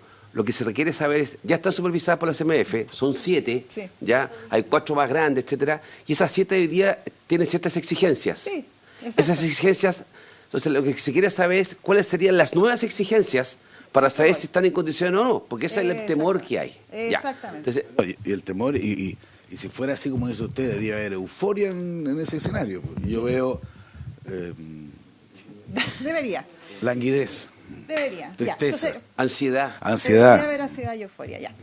Ansiedad, tan ansiosa. A ver, es que hay varias cosas que yo tenía más adelante en la presentación y permítanme irlas visitando. ¿Ah? Yo creo que voy a ir, sí, la ansiedad come ya aquí, pero voy a ir de un poco más de atrás para adelante. Me voy a saltarlo todo el detalle que tenía en esta lámina para irme acá y para complementarme acá Luis Figueroa, el director general de Regulación Prudencial, que es justamente quien emite las regulaciones que hoy día o mañana podrían llegar a vetar el zapato, con la venia del Consejo, por supuesto. A ver, respecto del mundo cooperativo, sobre la materia de simetría regulatoria, me permiten adelantarme entonces a esta lámina, para que aquí se vea, por ejemplo, qué es lo que tienen, y Luis me va a complementar con los temas de gobernanza, que es lo que estamos nosotros considerando. Una buena gobernanza no es un tema bancario, por eso yo les presentaba el tema fintech. Si ustedes recuerdan en la discusión del proyecto de ley fintech, el tema gobernanza de las instituciones financieras que entran en el perímetro ahora, en el mundo fintech, que es súper variado.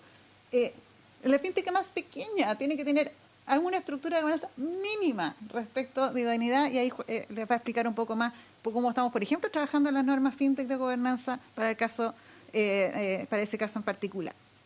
Por lo tanto, cualquiera actor del sistema financiero necesita un estándar de gobernanza y supervisión de esa gobernanza, y les va a explicar Luis. Pero en temas, por ejemplo, de regulación proporcional, que hoy día ya existe, la CMF hoy día tendría la facultad de incorporar mayores requerimientos que los que hoy día incorporamos como requisitos. Por ejemplo, en términos de modelos de gestión de riesgo de crédito, podríamos ser más restrictivos, pero se entiende que el modelo cooperativo es distinto. Por lo tanto, por ejemplo, acá, en términos de provisiones de la cartera grupal, hipotecaria, comercial y de consumo, las cooperativas de ahorro y crédito no tienen modelo estándar, cada una tiene su modelo porque el público objetivo que tienen es distinto. Y eso no se está pensando en cambiar. Y de hecho, hoy día podríamos cambiarlo, sin necesidad de esta ley. Que eso es muy importante. Tal vez que ahí falta la comunicación, no es una falta, de que hoy día la facultad existe, no se está exigiendo porque no se estima necesario, no se estima adecuado, se distingue por institución. Exacto, ya. Exactamente. Los bancos tienen... No requiere ley. Porque estamos hablando de la gobernanza, que es lo que falta. Por eso quiero explicar qué es lo que falta respecto de lo que tenemos hoy día. Que no es lo mismo. Y además se está dando para las más grandes, que son sistémicas, acceso a liquidez Banco Central, donde ahí sí los estándares van a ser más similares a un banco porque se le está permitiendo acceder a liquidez Banco Central, que es distinto. Por lo tanto, esta es la diferencia. Por eso que he dicho que no hemos sido a lo mejor suficientemente efectivos de transmitirle esto ni a las cooperativas ni a este Congreso. Entonces estamos tratando de ser más efectivos en términos de lo que significa la comunicación, de lo que realmente el espíritu del proyecto de ley original trataba de hacer. En el caso de riesgo de crédito, por ejemplo, en el caso de banco hay un modelo estándar para vivienda, hay 3 modelos para los estándares comerciales, hay un modelo para los créditos de consumo que está hoy día en desarrollo. Por lo tanto, los requerimientos son distintos en términos de normas de capital. Solo tienen riesgo de crédito con 6 ponderadores de riesgo. En el caso de los bancos, de nuevo, es distinta. Hoy día la regulación es distinta y eso, y de hecho podríamos asimilarlo, podríamos haberlo hecho igual sin la ley. En caso de las provisiones, que ha sido un tema que ha generado harta discusión, porque se ha entendido que a lo mejor ahora vamos a exigir mayores provisiones y eso va a limitar el crédito. El proyecto de ley no implica modificar las provisiones actuales. De hecho, de nuevo, podríamos modificarlas hoy, sin ley. Por lo tanto, las provisiones ya están normadas, como les digo, en este carácter de proporcionalidad. Ahora, para entender qué son las provisiones, de nuevo, porque qué son las provisiones y qué es el capital, como requerimientos prudenciales. Las provisiones lo que tratan de hacer es hacernos cargo de los riesgos esperados. Por eso son importantes los modelos y el tipo de cliente. En este caso en particular, como tienen además el descuento por planilla, también es distinto que un banco, porque acá tienen descuento por planilla. Por lo tanto, el tipo de riesgos que enfrenta una cooperativa y cómo modelan los requerimientos de provisiones, que ellas mismas se autoimponen en sus modelos internos que nosotros supervisamos, tiene que ver con el tipo de clientes que estas cooperativas tienen.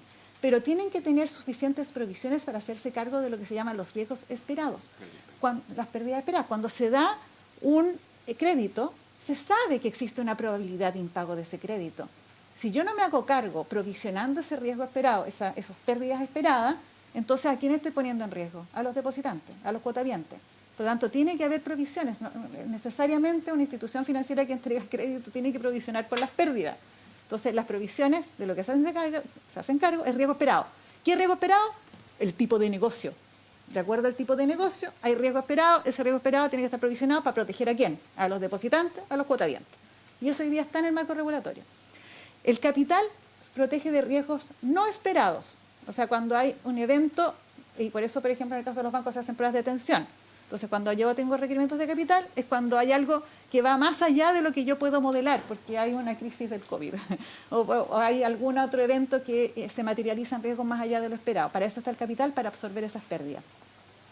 Y eso también está hoy día normado. Por lo tanto, cuando hablamos de los cambios que estamos haciendo en el mundo cooperativo, se refieren principalmente, en términos más generales, a los temas de gobernanza, y ahí le paso la palabra a Luis Figueroa para que les converse un poco y se entienda, senador o senadores, qué es adicional respecto de lo que tenemos hoy día dentro del marco regulatorio. Sí, ni un problema. Yo le voy a pedir dos cosas que no son fáciles, pero que eso es así. Uno, poder de síntesis brutal, ¿ah?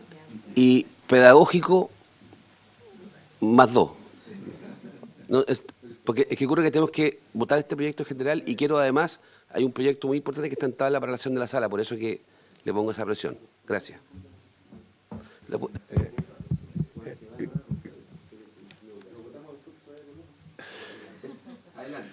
Gracias, señor presidente. Me puso una exigencia compleja, esa sí es una exigencia. Yo diría dos cosas. Despejado que las cooperativas hoy día son fiscalizadas por nosotros y no hay exigencias que pudieran realmente comprimirla en todo el ámbito. Nosotros lo graficamos, esto es como tener el cuerpo completo fiscalizado, nos falta la cabeza.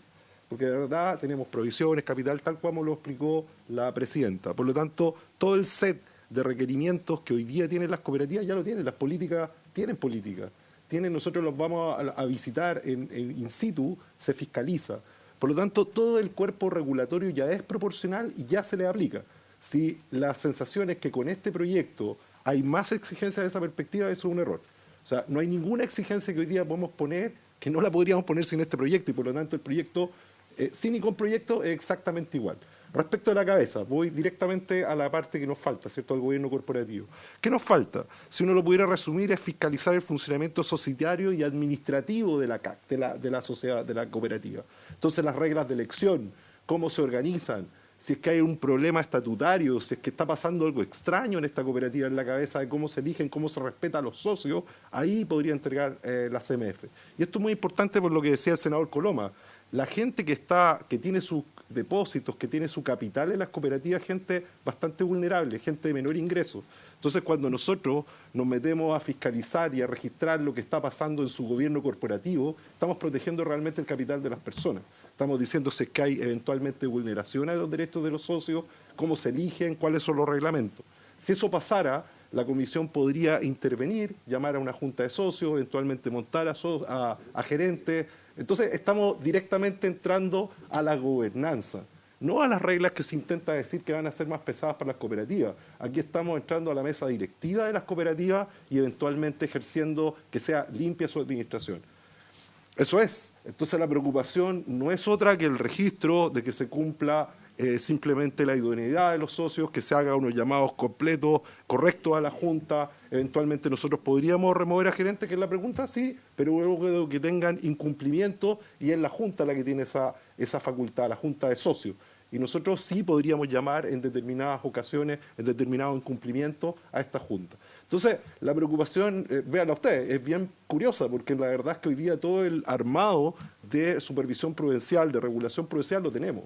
Por supuesto, acá hay toda una aplicación y se clarifica, pero hoy día todo lo que pudiéramos cargar a las cooperativas con exigencias adicionales, hoy día las facultades están. ¿Dónde estamos entrando? En la cabeza, en lo que decía al principio, en cómo se organiza este gobierno corporativo, eventualmente calificar, cómo es la conducción, y si hubiera incumplimientos, poder sancionarlo. Eso es, presidente, en sencillo. Por supuesto, hay una serie de facultades que a lo mejor podemos enumerarlas y hacérselas llegar, pero básicamente apuntan a un fiscalizamiento del funcionamiento societario y administrativo y a la interpretación de cómo se maneja ese gobierno corporativo.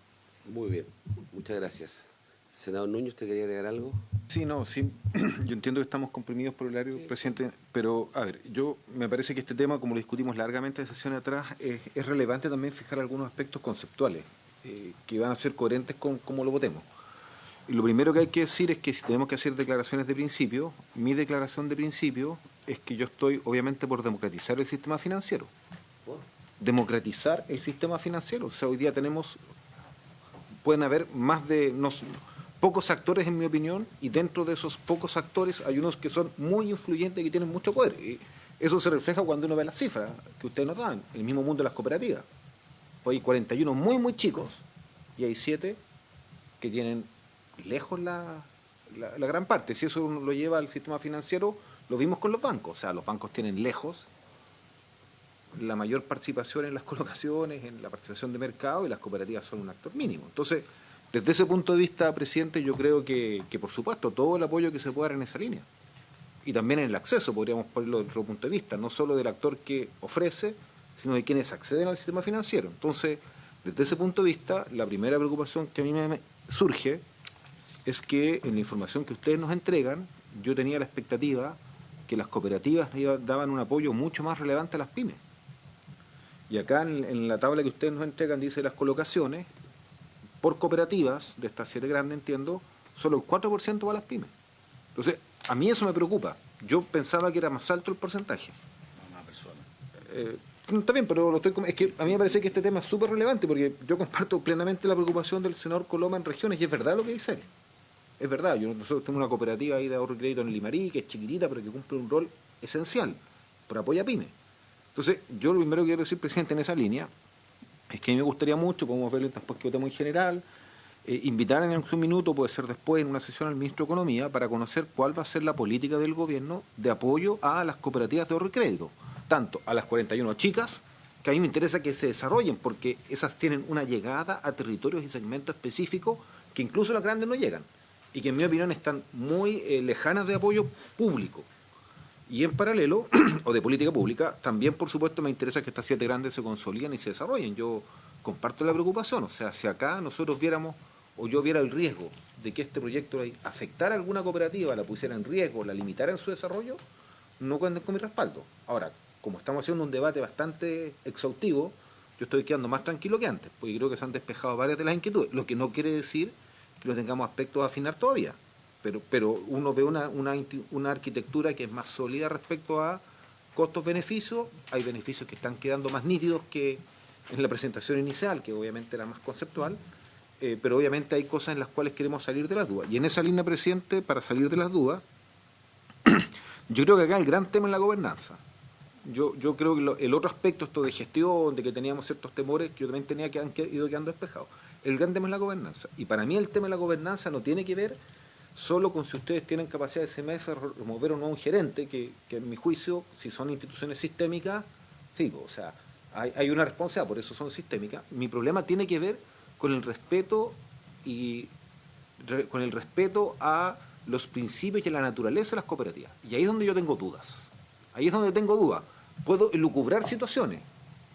Puedo pensar desde mi conocimiento, digamos, no técnico en este tema, y podría suponer una cooperativa tiene un directorio donde todos los miembros participan sin ser expertos, por ejemplo, y podríamos tener un cooperado desde el más sencillo hasta un cooperado que tiene un patrimonio mayor pero tiene el mismo peso, y que alguien dijera, no, esa estructura de directorio no es idónea para dar un manejo de seguridad acorde a los riesgos del sistema financiero, y se modificara. Entonces, claro, ahí es donde uno tiene duda, porque ¿qué es lo que llama la atención del modelo cooperativo? En que todos tienen igual poder de decisión independiente del tamaño. Y en las cooperativas, yo conozco el caso Capel, por ejemplo, tenemos actores de bien distinto tamaño. No obstante, conviven adentro con un mismo poder de decisión. Entonces, a mí me preocupa mucho que esos principios queden cautelados y que esta dinámica de gobernanza que hoy día va a tener la CMF, si el proyecto de ley se aprueba con la indicación que va a poner el Ejecutivo, resguarde eso. Para mí ese es como el aspecto clave, presidente, de la inquietud que yo podría llevar, y yo lo que entiendo, y es relevante que el Ejecutivo lo diga, es que este gobierno quiere promover y masificar el desarrollo de las cooperativas en todos planos y también de recrédito. En mi opinión, ahí hay un cuello de botella sumamente relevante. Yo entiendo que la subsecretaria de Economía en el Mercurio el día lunes dio una entrevista respecto a un nuevo sistema de financiamiento para el desarrollo que podría responder a esta preocupación de cómo llegamos a poner crédito en las pymes que no tienen acceso a la banca.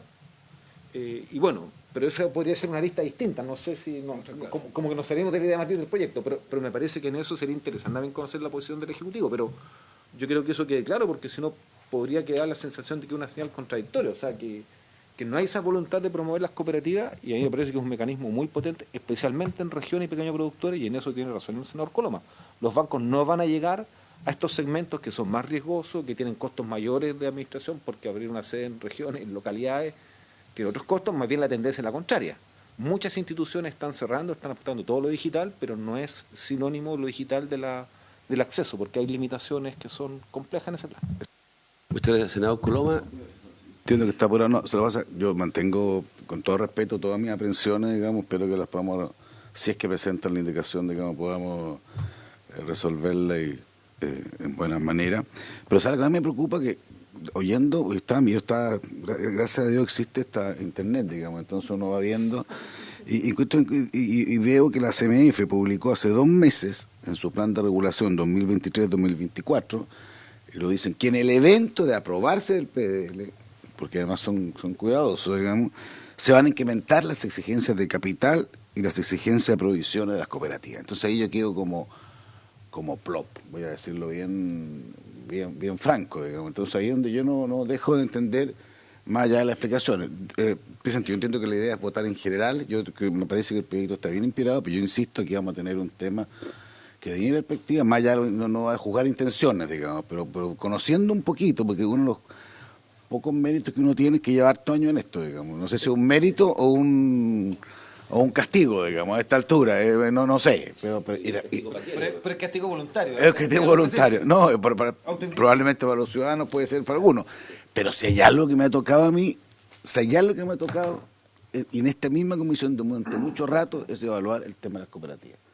Y de verdad, yo me doy cuenta que no son personas, digamos, dirigentes o cooperados, la asamblea, no son personas que viven en la edad de piedra, ni personas que quieren hacer mal las cosas, ni personas que son descuidadas, ni personas que requieren esta tuición, digamos, especial para ellos. Creo que en general son cosas que tienen una vocación regional, una vocación por atender al más chico, y no me puede dejar de llamar de la atención que estén todos, o menos una, digamos, todas, porque si fuera todo tan cierto lo que se plantea acá, lo único que uno podría, de verdad lo digo, uno debería sentir, digamos, que hay alegría, y como es exactamente lo inverso. Entonces yo mantengo mi opinión y me preocupa esto que he visto, digamos, de lo que pasaría en el eventual PDL. Si le sugiero, presidente, que pongamos votación en general y mantenemos... No, es una sugerencia. Y en mi caso me limitaré a cuando fundamente el voto, diré mi comentario para acelerar el proceso. ¿Le parece? Señora secretaria, pongamos en votación el proyecto general. El señor presidente somete a votación en general el proyecto de ley que fortalece la resiliencia del sistema financiero y sus infraestructuras. Senador Núñez. A favor. Secretaria. Senador Coloma. A favor, y hago mío todo lo que he planteado durante la sesión para no repetirlo, digamos. A favor de la idea de general de este proyecto. Me encanta este proyecto, el que está hoy día en el Senado. Y espero que no se reincorporen las normas que fueron rechazadas transversalmente en la Cámara. Es mi deseo. Uno vive de deseo en la vida, presidente. Senador García, presidente. Voy a votar a favor en general del proyecto. Es un proyecto que va más allá del tema específico que nos ha capturado los últimos 40 minutos, que es el tema de cooperativa, pero lo cual no significa que no sea importante. Dos, a diferencia de otros, yo quiero esperar a conocer bien la propuesta del Ejecutivo en materia de la indicación y el contenido del mismo.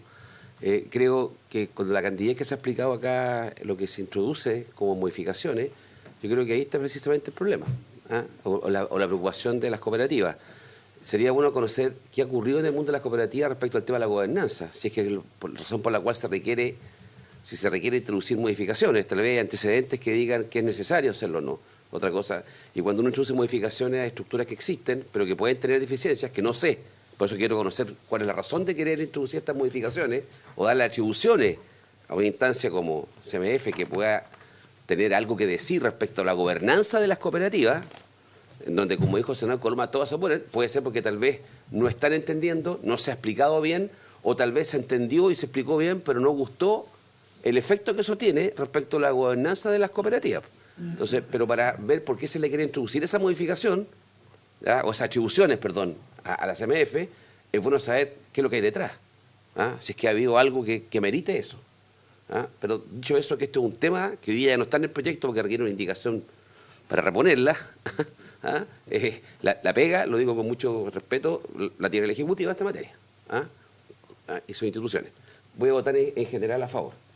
Queda entonces aprobado en general por la unanimidad de los miembros presentes de la comisión el proyecto. Bien, antes de darlo por despachado en general acá, me ha pedido la palabra la subsecretaria Heidi Berner sobre este tema. Sí, presidente, por su intermedio. Bueno, muchas gracias por el debate. Creo que nos ayudó a esclarecer los objetivos principales del proyecto y también porque, a nuestro juicio, deberíamos volver a tener la oportunidad de generar una indicación.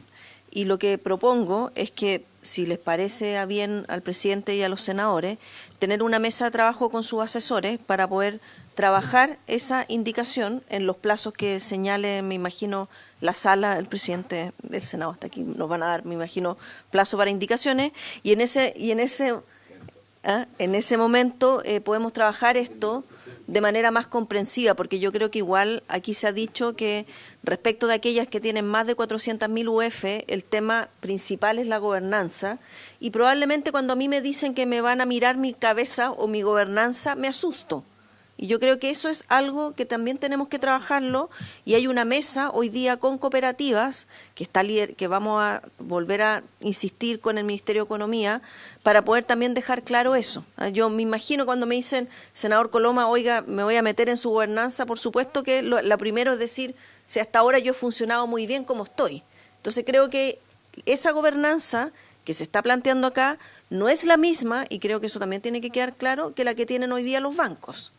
Entonces, creo que esa especificidad que respeta la naturaleza de la cooperativa es algo que podemos trabajar de mejor forma en la indicación para que no hayan los problemas que aquí se están levantando, si le parece. Muy bien.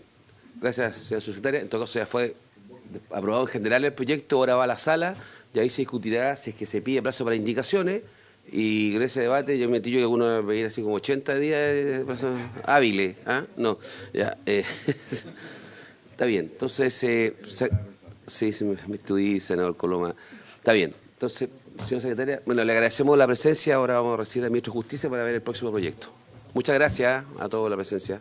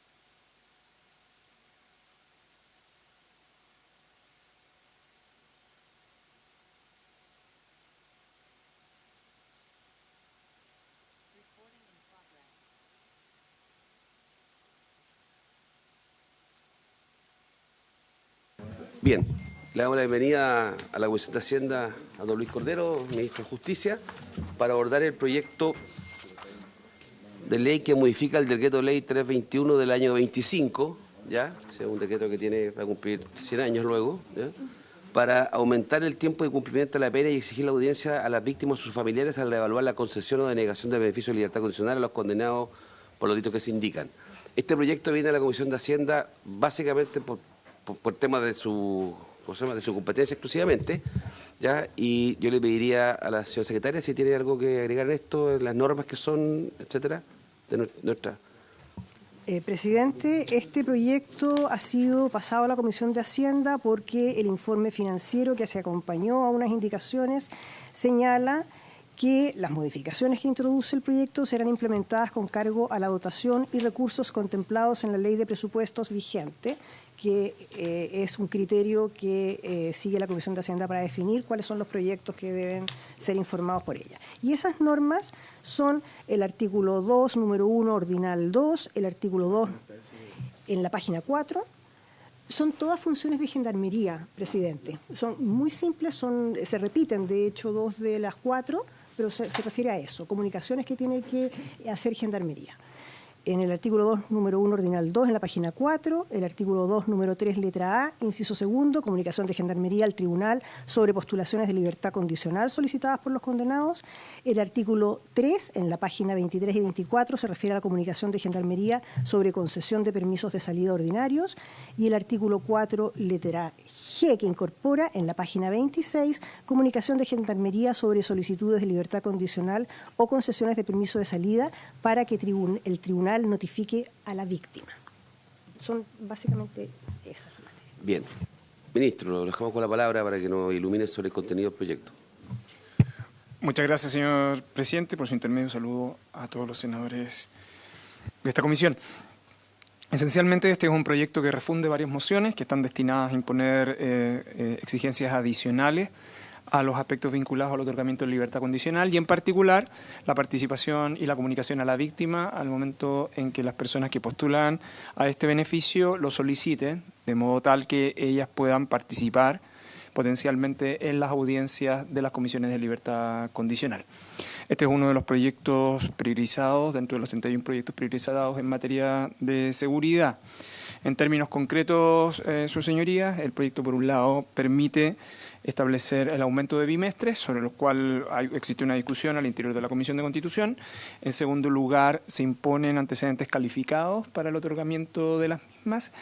Lo tercero es yo diría que lo más relevante a propósito de los aspectos que ha dado o ha indicado la secretaria de la Comisión, dado que se establece el derecho de la víctima a ser oída. Además, se modifica el Código Procesal Penal también con el propósito de que esto sea un derecho de la víctima a ser oída en el contexto del otorgamiento de la libertad condicional. Se le impone a Gendarmería y al Tribunal una serie de obligaciones para efecto de que las víctimas tengan conocimiento y se les comunique tan pronto las personas, los ofensores, hubieran solicitado el beneficio y las audiencias se fueran con esa finalidad a realizar.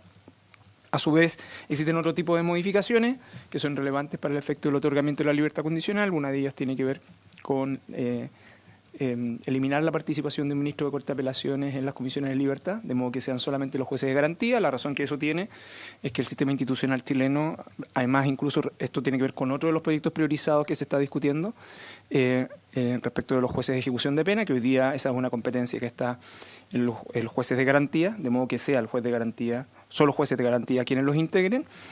Y finalmente, compromisos por parte de las personas condenadas a no realizar acciones de amedrentamiento en contra de las víctimas.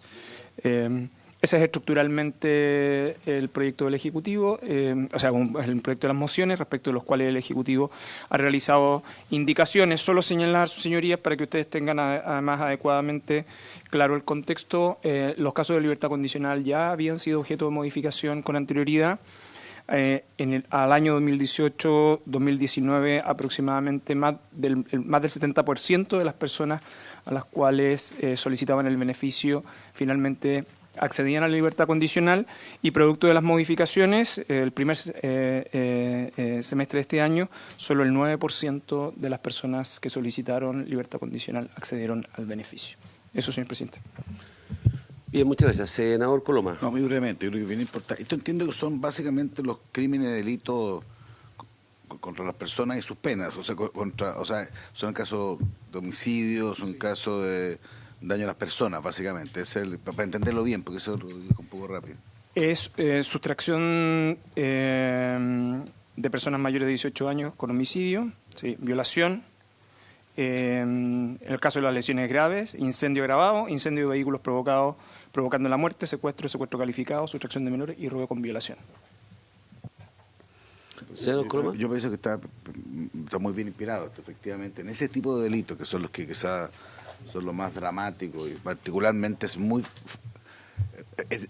de la esencia identificar a la víctima, que hay una víctima, por eso que creo que es muy importante que por lo menos sea notificada y que sea parte de ese proceso. Me parece muy importante para este efecto. La única duda que tengo, pues ya será un tema, yo no entiendo bien, porque yo entiendo que el ministro dice que es parte de las nuevas tendencias, pero ¿por qué se saca el ministro de la Corte de Apelaciones? Me sigue generando una duda, pero eso no es materia de esta comisión, entiendo, que tendremos que verlo en la discusión de la sala, porque esa parte a mí no me convence, pero lo otro me parece muy bien, perfecto, y lo que a nosotros corresponde también. Senador Núñez, ¿usted quiere agregar algo? Sí, saludar al ministro. Presidente, tengo que irme a Comisión de Pesca a votar, entonces dejo mi voto a favor, por favor, consignado en este proyecto de ley. Y abrimos la votación en este minuto, abrimos la votación, porque ya no se puede dejar.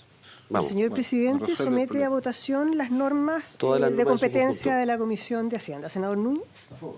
Senador Coloma. A favor. Presidente. A favor.